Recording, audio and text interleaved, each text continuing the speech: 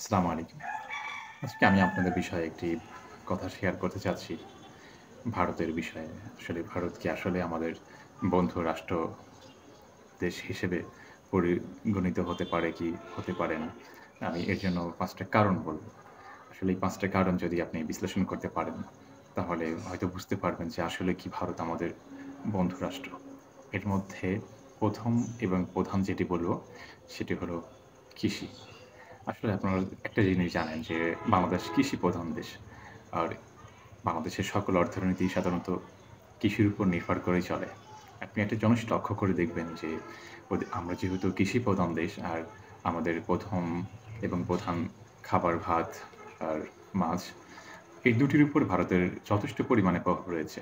আপনি একটা জিনিস লক্ষ্য করবেন যে নদীমাতৃক বাংলাদেশের এখন যে নদীর একটা বিপর্যয়, তার অধিকাংশ ক্ষেত্রেই আমি দায়ী করব ভারতকে। কারণ খরা মৌসুমে আমাদের দেশের আপনি দেখবেন যে প্রায় অধিকাংশ নদী একদম শুকিয়ে যায়। আর যার ১ম এবং প্রধান কারণ উত্তরাঞ্চলের তিস্তা নদীর যে একটা প্রকল্প, সেটা ভারত নিজে হস্তক্ষেপ করে।